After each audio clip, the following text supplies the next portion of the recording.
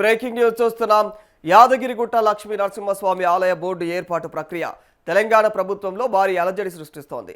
తమను పట్టించుకోకుండా ముఖ్యమంత్రి రేవంత్ రెడ్డి తన ఇష్టం ఉన్న వారిని బోర్డు సభ్యులుగా ఎంపిక చేశారని పలువురు కాంగ్రెస్ నేతల్లో రగులుతోంది. సీనియర్ నేతలను సంప్రదించకుండా, వారికి కనీసం సమాచారం ఇవ్వకుండా యాదగిరిగుట్ట ఆలయ బోర్డును ఏర్పాటు చేశారంటూ హస్తం నేతలు గుసగుసలు పెట్టుకుంటున్నారు.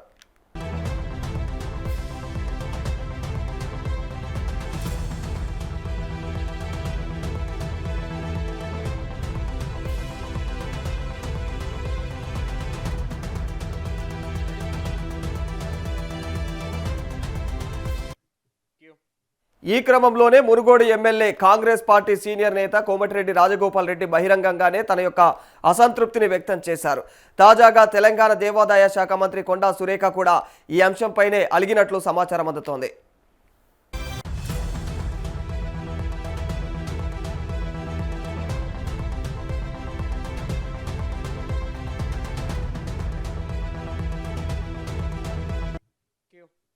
తాజాగా ముఖ్యమంత్రి రేవంత్ రెడ్డి అధ్యక్షతన సచివాలయంలో అయితే తెలంగాణ కేబినెట్ సమావేశం జరిగింది.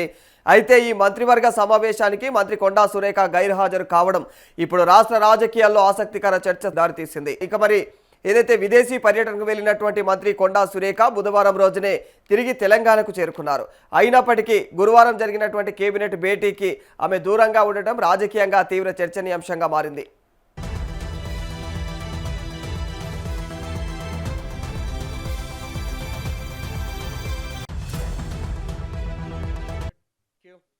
సీఎం రేవంత్ రెడ్డి అధ్యక్షతన జరిగిన కీలక కేబినెట్ సమావేశానికి మంత్రి కొండా సురేఖ రాకపోవడం పైన సచివాలయ వర్గాలతో పాటు రాజకీయంగానూ రకరకాల ఊహాగానాలు వెలువెత్తుతున్నాయి. అయితే ఇందులో ప్రధానంగా యాదగిరిగుట్ట లక్ష్మీ నరసింహస్వామి ఆలయ బోర్డు ఏర్పాటు వ్యవహారం తెరపైకి వచ్చినట్టు తెలుస్తోంది. మరిక దేవాదాయ శాఖ మంత్రిగా ఉన్నటువంటి తనను సంప్రదించకుండానే బోర్డును ఏర్పాటు చేయడం పట్ల మంత్రి కొండా సురేఖ తీవ్రమైనటువంటి అసంతృప్తితో ఉన్నారనేటువంటి ప్రచారం కూడా జోరుగా సాగుతోంది.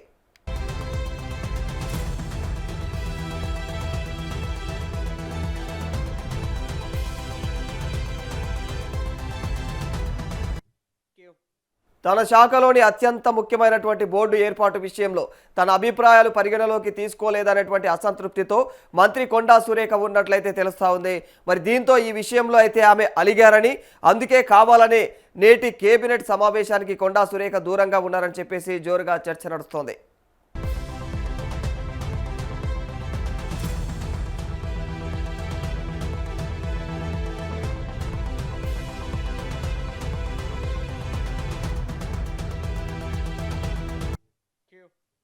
ఇక యాదగిరిగుట్ట దేవస్థానం బోర్డు సభ్యుల నియామకం విషయంలో ఉమ్మడి నల్గొండ జిల్లాలో సీనియర్ ఎమ్మెల్యేగా ఉన్నటువంటి తనను సంప్రదించకపోవడం పట్ల కూడా ఇక మరి ఎమ్మెల్యే కోమటిరెడ్డి రాజగోపాల్ రెడ్డి బహిరంగంగా అసంతృప్తి వ్యక్తం చేశారు. కాంగ్రెస్ పార్టీలో ఒరిజినల్ నాయకులకు ప్రాధాన్యం తగ్గిపోయిందని, కొత్తగా వచ్చినటువంటి వారి హవానే నడుస్తోందని చెప్పేసి మండిపడ్డారు. అందుకే తాను నల్గొండలో జరిగినటువంటి సీఎం రేవంత్ రెడ్డి సభకు వెళ్లలేదని స్పష్టం చేశారు.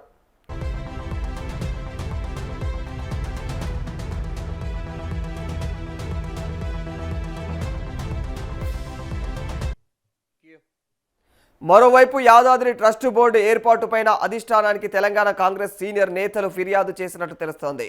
మరి టీపీసీసీ చీఫ్ మహేష్ ఉమ్మడి నల్గొండ సీనియర్ నేతలను సంప్రదించకుండా మరి నియామకాలను ఖరారు చేశారని అసంతృప్తి వ్యక్తం చేశారు.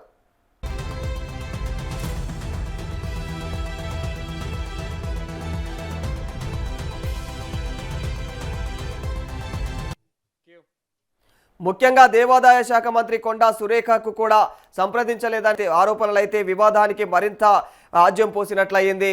తమకు తెలియకుండానే ఏకపక్షంగా నియామకాలు జరిగాయని చెప్పేసి తెలంగాణ సీనియర్ కాంగ్రెస్ నాయకులు మరి న్యూఢిల్లీలోని పార్టీ హైకమాండ్కు అధికారికంగా అయితే ఫిర్యాదు చేసినట్లు సమాచారం.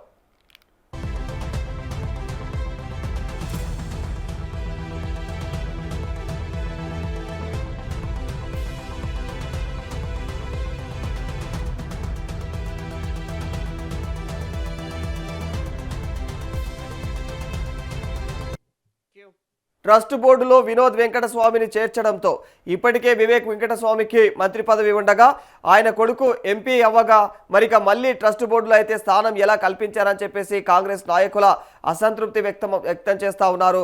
మరోవైపు నటుడు చిరంజీవి భార్య కొణిదెల సురేఖను చేర్చడంతో అయితే ఆంధ్రప్రదేశ్తో సంబంధం ఉన్నటువంటి ఆమెకు స్థానం కల్పించారని చెప్పేసి తీవ్ర విమర్శలు గుప్పిస్తున్నారు.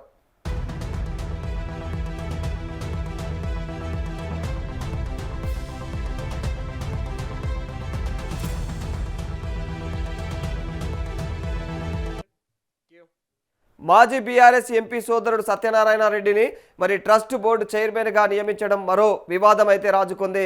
మరి ఈ వివాదాన్ని వెంటనే పరిష్కరించకపోతే పెద్ద రాజకీయ సంక్షోభంగా మారవచ్చునని చెప్పేసి కాంగ్రెస్ వర్గాల ఆందోళన వ్యక్తం చేస్తున్నారు. ఇక మరి ఈ నేపథ్యంలో మరో కీలక పరిణామం చోటు చేసుకునే ఛాన్స్ కనిపిస్తూ ఉంది. దేవాదాయ శాఖ మంత్రికి ఇక మరి తెలియకుండా యాదాద్రి బోర్డును ఏర్పాటు చేయడంతో ఆ పదవికి కొండా సురేఖ రాజీనామా చేసే యోచనలో ఉన్నట్లుగా కూడా వార్తలు వైరల్ అవుతున్నాయి.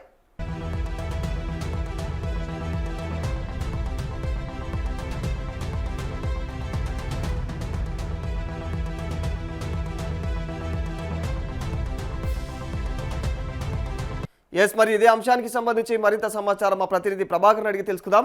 ప్రభాకర్, ప్రస్తుతం యాదాద్రి ట్రస్ట్ నియామకాలు ఏవైతే ఉన్నాయో ట్రస్ట్ బోర్డు నియామకాలు ప్రస్తుతం రాష్ట్ర వ్యాప్తంగా కూడా హల్చల్ చేస్తూ ఉన్నాయి. మరి ఇదే అంశానికి సంబంధించి ప్రస్తుతం అయితే మరి కాంగ్రెస్ నేతలందరూ కూడా అసంతృప్తిగా ఉన్నట్టు తెలుస్తూ ఉంది. మరి ముఖ్యంగా మరి దేవాదాయ శాఖ మంత్రి అయినటువంటి కొండా సురేఖ కూడా ఎలాంటి ఇన్ఫర్మేషన్ లేకుండా ఈ నియామకాలు జరిగినట్టు తెలుస్తూ ఉంది. దీనిపైన పూర్తిగా అయితే మరి వ్యతిరేకత కొనసాగుతోంది. దీనికి సంబంధించిన అప్డేట్స్ ఏంటి ప్రభాకర్?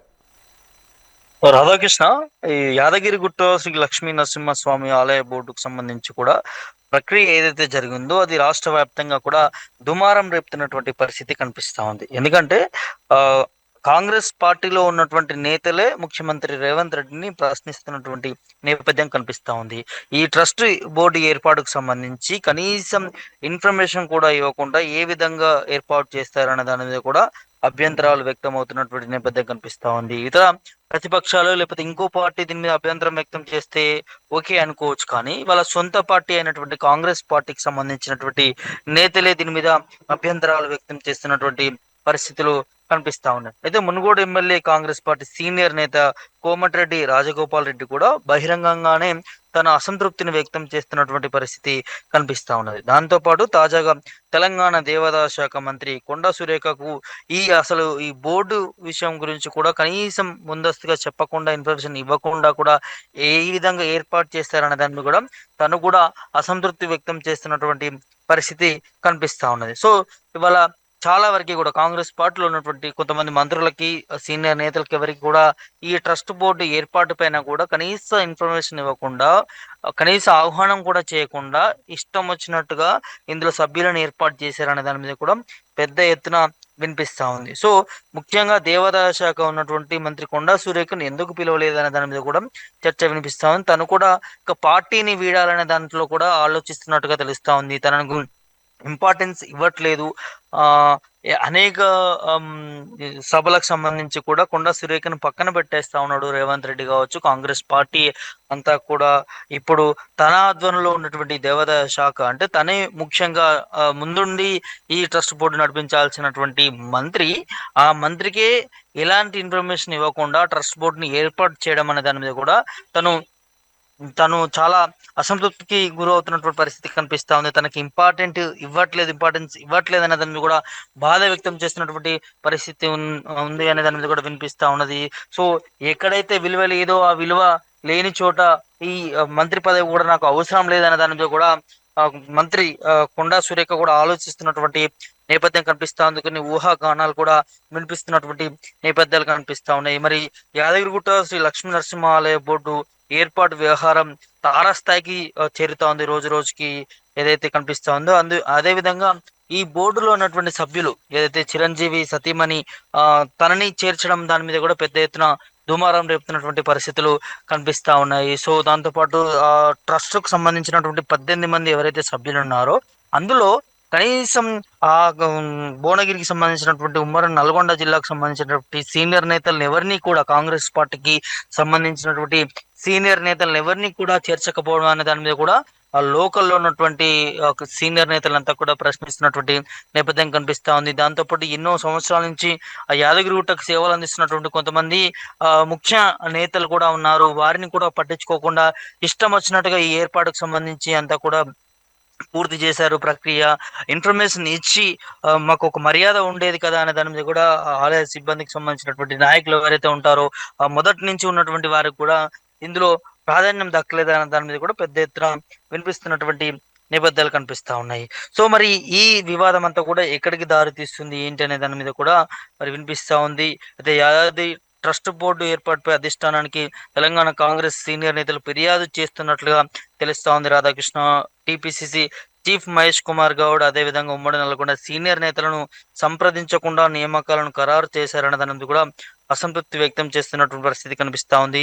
అధిష్టానానికి అందరికి కూడా తెలియజేస్తున్నటువంటి నేపథ్యం కనిపిస్తాం. మరి ఈ విషయంలో అధిష్టానం ఏ విధంగా నిర్ణయం తీసుకుంటుంది ఏంటనే దాని మీద కూడా చూడాల్సినటువంటి అవసరం ఉంటుంది. దాంతోపాటు ఆ మంత్రి కొండా సురేఖ తన ప్రయాణం ఎటువైపు ఉండబోతా ఉంది అన్నది కూడా వినిపిస్తా ఉంది. ఎందుకంటే తనకు ఇక్కడ కబరు ముందస్తుగా తనకి ఎలాంటి ఇన్ఫర్మేషన్ ఇవ్వకపోవడం, అదేవిధంగా తనకు పార్టీలో అంత విలువ అంటే అంత ప్రాధాన్యం కూడా ఇవ్వలేనటువంటి పరిస్థితి కనిపిస్తా ఉంది. మరి ఎందుకు కావాల్సుకొని కొండా సురేఖను పక్కన పెడతా ఉన్నారా, లేకపోతే దీంట్లో వేరే ఆంతర్యం ఏమైనా దాగి ఉందా అనే దాని మీద కూడా పెద్ద ఎత్తున వినిపిస్తా ఉంది. చాలా వరకు కూడా కొండా సురేఖ పట్ల అసంతృప్తి ఉన్న అనే దాని మీద కూడా మనం గతంలో కూడా ఎన్నోసార్లు చర్చలు చూసాము. ఆ, వార్తలు కూడా చూసినటువంటి నేపథ్యం కనిపించింది. తన కూతురు ఎవరైతే ఉన్నారో తను డైరెక్ట్ గా కాంగ్రెస్ పార్టీలో ఉన్నటువంటి మంత్రులనే పేరు తీసుకొని విమర్శించినటువంటి పరిస్థితి కనిపించింది. అప్పటి నుంచి ఇప్పటి వరకు కొండా సురేఖ కావచ్చు వారి ఫ్యామిలీని అంతా కూడా కాంగ్రెస్ పార్టీ దూరం పెడతా ఉంది అనే దాని మీద కూడా వినిపిస్తా ఉన్నది. సో ఇప్పుడు ఈ దేవాదాయ శాఖకు సంబంధించినటువంటి దాన్ని యాదాద్రి ట్రస్ట్ బోర్డు ఏదైతే ఉందో అందులో కూడా తనకి ఆహ్వానం కూడా అందలేదనే దాని మీద కూడా వినిపించింది.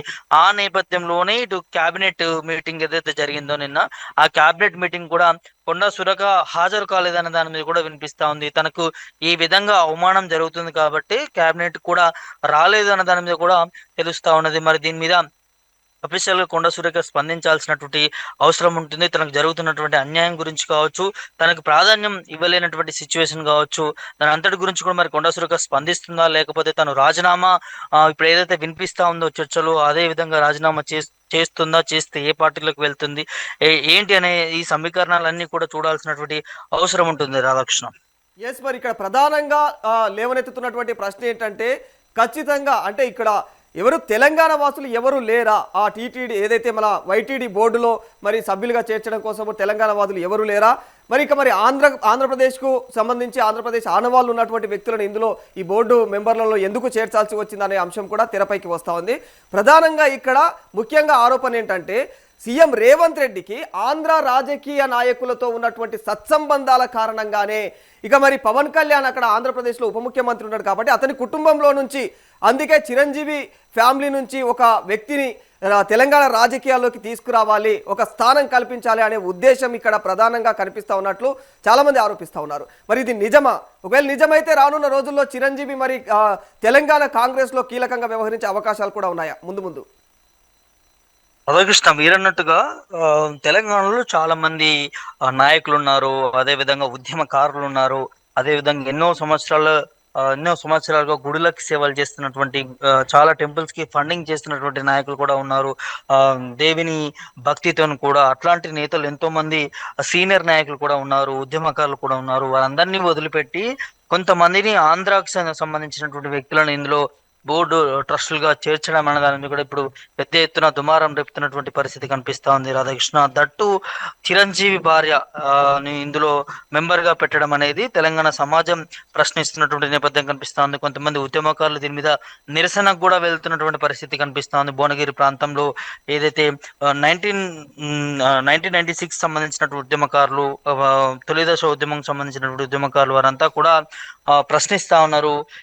ఎందుకు ఏపీ వాళ్ళని ఇందులో ఇంప్లీట్ చేశారు, సభ్యులుగా చేర్చారు అన్న దాని మీద కూడా పెద్ద ఎత్తున చర్చ వినిపిస్తా ఉంది. దీని వెనకాల చాలా సమీకరణాలు వినిపిస్తా ఉన్నాయి. ఏదైతే పవన్ కళ్యాణ్ రీసెంట్ గా తెలంగాణకి రావడం, ఇక్కడే పోటీ చేస్తామని చెప్పడం, తెలంగాణ ఆ, మీ అయ్యా జాగిరా అని తను మాట్లాడడం, దాన్ని ముఖ్యమంత్రి రేవంత్ రెడ్డి కనీసం కూడా విమర్శించలేదు. విమర్శించకపోగా దాని మీద స్పందించకపోవడం కూడా తెలంగాణ సమాజం చూడాల్సినటువంటి అవసరం ఉంటుందనే దాని మీద కూడా పెద్ద ఎత్తున వినిపిస్తా ఉన్నది. సో ఇప్పుడు మళ్ళా అదే విధంగా పవన్ కళ్యాణ్ వదిన అయినటువంటి చిరంజీవి భార్యను కూడా ఇందులో సభ్యులుగా చేర్చడం అనే దాని మీద కూడా సో ఖచ్చితంగా ఆ ముఖ్యమంత్రి రేవంత్ రెడ్డి ఏపీ నాయకులతో కుమ్మక్కులో ఉన్నాడు అన్న దాని మీద కూడా కొంతమంది నేతలు విమర్శిస్తున్నటువంటి పరిస్థితి కనిపిస్తా ఉంది. ఆ నేపథ్యంలోనే చిరంజీవి భార్యను ఇందులో సభ్యులుగా చేర్చారనే దాని మీద కూడా విమర్శలు గుప్పిస్తున్నటువంటి పరిస్థితి కనిపిస్తా ఉంది. ఇక రానున్నటువంటి భవిష్యత్తులో కూడా, ఎందుకంటే ఇప్పుడు ట్రస్ట్ బోర్డుగా తను ఇందులోకి వచ్చిన తర్వాత, సభ్యులుగా వచ్చిన తర్వాత రానున్నటువంటి భవిష్యత్తులో కూడా కాంగ్రెస్ పార్టీలోకి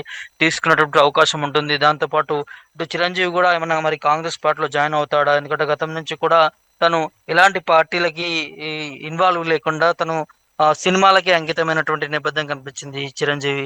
మరి ఇప్పుడు తెలంగాణలో కాంగ్రెస్ పార్టీ అధికారంలోకి వచ్చిన తర్వాత మరి ఈ రెండేళ్లలో, అంటే మళ్ళీ ఎన్నికలు రాబోతా ఉన్నాయి కాబట్టి ఈ రెండేళ్లలో కాంగ్రెస్ పార్టీలోకి జాయిన్ కావడం ఏదైనా జరుగుతుందా చిరంజీవి నుంచి? ఆ నేపథ్యంలోనే తన భార్యని ఈ ట్రస్ట్ బోర్డు సభ్యుల్లో చేర్పించారా? ఆ నేపథ్యంలోనే దాని మీద కూడా పెద్ద ఎత్తున వినిపిస్తా ఉంది. ఖచ్చితంగా ఈ ప్రక్రియని మరోసారి మరోసారి పెట్టాల్సినటువంటి అవసరం ఉంటుంది అనే దాని మీద కూడా కొంతమంది తెలంగాణ ఉద్యమకారులు కావచ్చు, వాళ్ళందరూ కూడా ప్రశ్నిస్తా ఉన్నారు.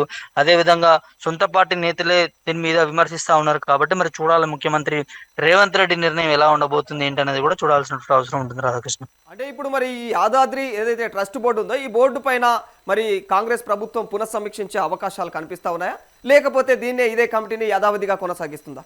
అంటే ఈ బోర్డుని ఏర్పాటు చేయడమే చాలా పెద్ద గొప్ప విషయంగా భావిస్తా ఉంది కాంగ్రెస్ పార్టీ. ముఖ్యమంత్రి రేవంత్ రెడ్డి కూడా తిరుపతిలో ఏ విధంగా ట్రస్ట్ బోర్డు ఏర్పాటు చేశారో దానికి ధీటుగా మనకు ఈ తెలంగాణలో యాదాద్రి ఈ పుణ్యక్షేత్రాన్ని ట్రస్ట్ బోర్డుగా ఏర్పాటు చేయడం ఎంతో నైపుణ్యమైనటువంటి సిచ్యువేషన్ నేపథ్యం అనే దాని మీద కూడా ముఖ్యమంత్రి రేవంత్ రెడ్డి మాట్లాడుతూ ఉన్నాడు. చాలా గొప్ప పని చేశామన్న దాని మీద మాట్లాడుతూ ఉన్నారు. కానీ మరి దీని మీద వస్తున్నటువంటి విమర్శల మీద ఇప్పటివరకు కూడా ముఖ్యమంత్రి రేవంత్ రెడ్డి స్పందించలేదు. అదేవిధంగా వర్కింగ్ ప్రెసిడెంట్ వీళ్ళందరూ కూడా కొంత అసంతృప్తితో ఉన్నట్టుగా తెలుస్తా ఉంది, కానీ బయటికి ఎవరు కూడా బహిరంగంగా మాట్లాడట్లేదు. మరి చూడాలి ముఖ్యమంత్రి రేవంత్ రెడ్డి దీని మీద. మరి ఇప్పుడు వస్తున్నటువంటి వార్తల మీద ఇటు ఏపీ వాళ్ళని ఇందులో సభ్యులుగా చేర్చారని వస్తున్నటువంటి వార్తలు కావచ్చు, అదేవిధంగా అక్కడ లోకల్లో ఉన్నటువంటి సీనియర్ నేతలకి చెప్పకుండా ఈ ఈ ట్రస్ట్ బోర్డు ఏర్పాటు చేయడం కావచ్చు, దాంతోపాటు దేవాదాయ శాఖ కొండా సురేఖకు కనీస ఇన్ఫర్మేషన్ ఇవ్వకుండా ఏర్పాటు చేయడం, ఇదంతా కూడా మరి వస్తున్నటువంటి ఈ విమర్శలకి ముఖ్యమంత్రి రేవంత్ రెడ్డి ఏ విధంగా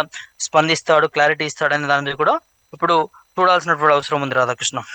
ఒక ట్రస్ట్ బోర్డు నియామకాలే ఇట్లా కాంగ్రెస్ ప్రభుత్వంలో, అంటే అధికారంలో ఉన్నటువంటి ఇలాంటి కాంగ్రెస్ ప్రభుత్వంలో ఇప్పుడు అలజడి సృష్టిస్తూ ఉంది.